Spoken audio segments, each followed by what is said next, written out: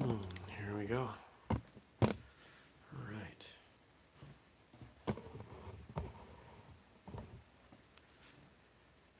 Still think I need like a background set something. Oh, we'll get there maybe. Shadow. There's a lot going on here. Oh well. This show is low budget. I got my tablet, got my sign, got my coffee. Let's do this. Good morning, everybody. Welcome. Today is Monday, August 5th, 2019. My name is Jeremy. See, there's someone on the sign. And this is my first cup of coffee.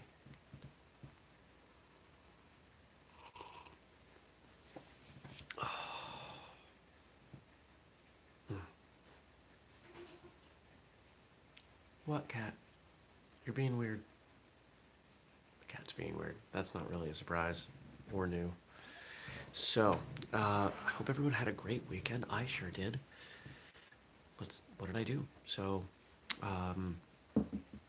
most people who watch this show know that I participate in CrossFit. I also enjoy watching CrossFit. And the World Championships of CrossFit, if we want to call it that, were this weekend. And it was absolutely wonderful. There were a lot of changes in the way they did things this year, but it was awesome. And for the fourth time in a row, the fittest man on earth is a guy I've been bowling with. Congratulations to Matt. So he killed it and was entertaining to watch as always. So, what else I do?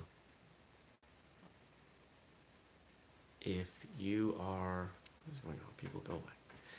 If words are hard, especially for, hold on, more coffee. I'm working on purging a lot of unneeded possessions, and so spent a good amount of time getting things ready for a garage sale and listing some stuff online, and even got rid of my first thing. Somebody came and picked something up last night, so that was great. Worked on the motorcycle, worked in the yard a little bit, went to the gym, cleaned, went to Kempo on Friday. It was a good weekend. Slept a lot, which was wonderful. And so now it's Monday. So what's this week? Weekend? Day. What's today? Today's Monday. Somebody coming to pick something up.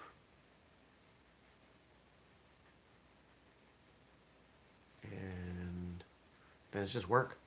So I'll probably get out of here, go to the new co-working space, plow through some work there, and see where that takes me. What are you doing, strange kitty?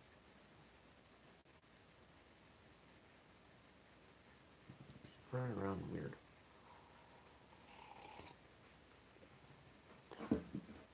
I think she wants to play. She wants to play because I'm talking to you. All right. We got some questions, and if you want to ask me some questions, you can do so by putting them below, and then I'll answer them on the next episode of First Cup. It's cold out. It's like 45 degrees outside right now for some bizarre reason. I had to close the windows last night. Question 1, how is your finger healing? It's doing much better. So no more gauze. I've rewrapped it a couple times. So here's the lesson. Lesson number 1, don't take your eyes off the knife. That applies in the kitchen as well as in self-defense or training, right? Lesson 2, always have Band-Aids and gauze and medical tape around. And one thing I'm going to suggest that really helps with wounds like this, Dr. Christopher's Comfrey ointment. I might be getting the name wrong, but it's definitely Dr. Christopher's, and it's Comfrey. It's a cream.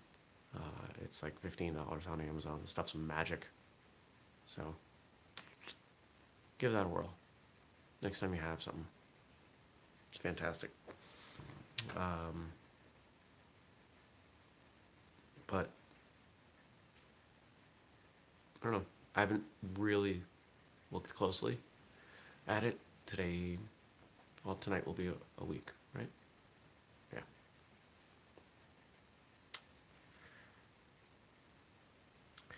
Do you think that martial artists are we tend to hear on martial arts radio, which, by the way, episode 320 with Ting. What's his first name?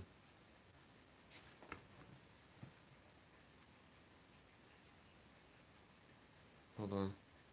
I want to get this right.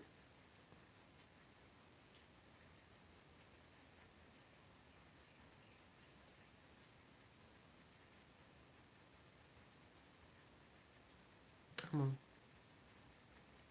Come on. Rich Ting. I don't know why I can remember that. My apologies. So, new episode of Martial Arts Radio with Rich Ting, who, if you don't know him by name, you would definitely know a number of the movies he's been in. You would probably recognize him. Currently, he is one of the starring roles in Warrior, the Bruce Lee movie.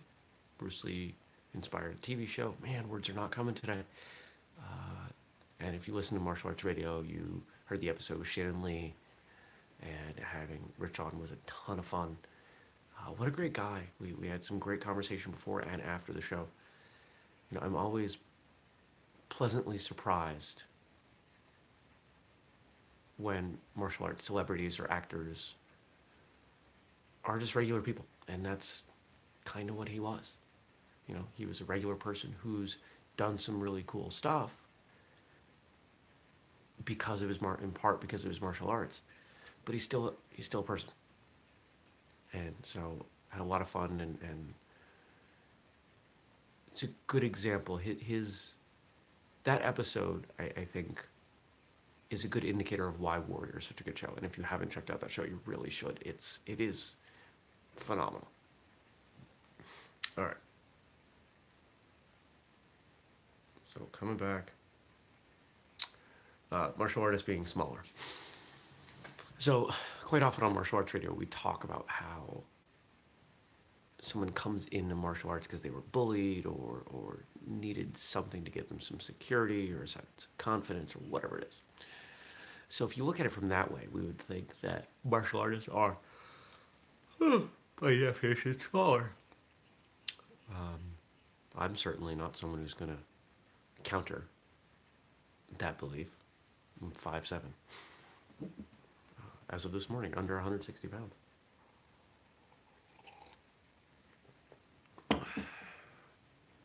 Of course, you could, if you take a look at Asian cultures, statistically, people who are from Japan, Korea, China, are what we typically think of as our origin countries for martial arts, tend to be on the smaller side. So we could say that there too, yes. But then the other side of the question, or the other side of it, you could say no. Zusa, stop. I'm on the internet. Come here. Come here.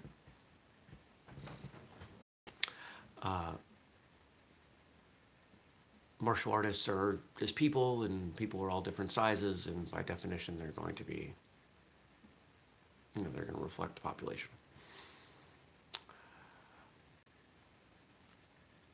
I think for the most part, it's the latter. However, I bet if we were to do some statistics, some surveys, or however we would calculate that data, we would find there are fewer large martial artists.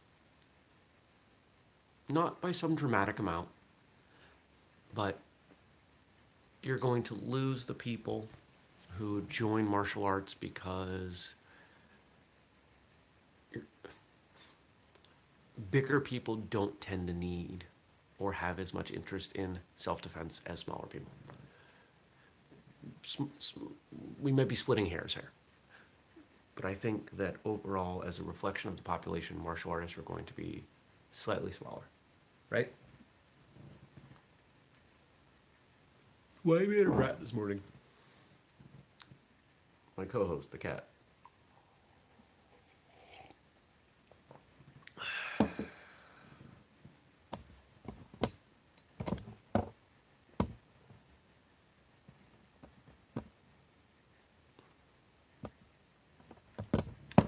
If you are listening rather than watching, I just showed you the cat. Um, yeah, I think we've answered that question. The last question, if I can read them, I like to read them rather than just going off memory. I watched The Quest this past weekend. What was your favorite part of this movie? It's been a long time since I saw it.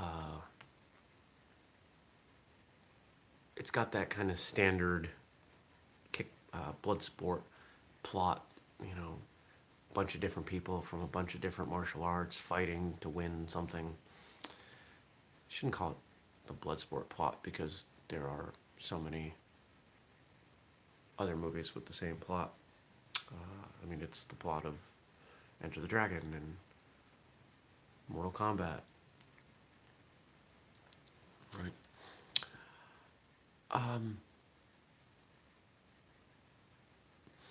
If I remember correctly, there's a capoeira guy in there, and that was my first exposure to capoeira.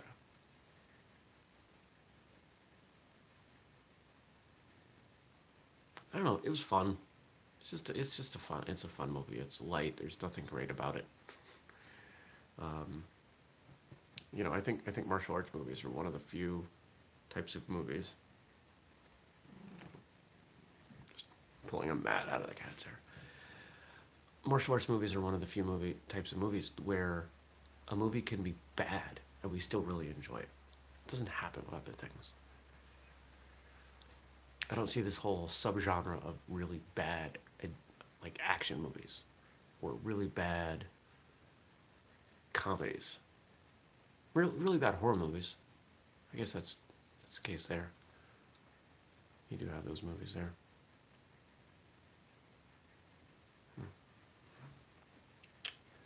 Oh, I'm not feeling awake. All right. So don't forget, ask questions. I'll answer them tomorrow. Subscribe, turn on notifications, do all that jazz, and your homework. Just sit still.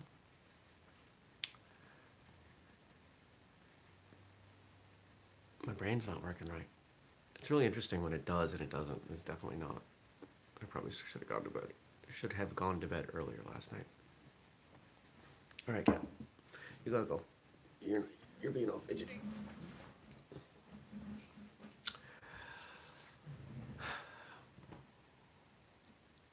What are we talking about? The quest and healing and man, my memory's terrible right now. Martial artists being smaller.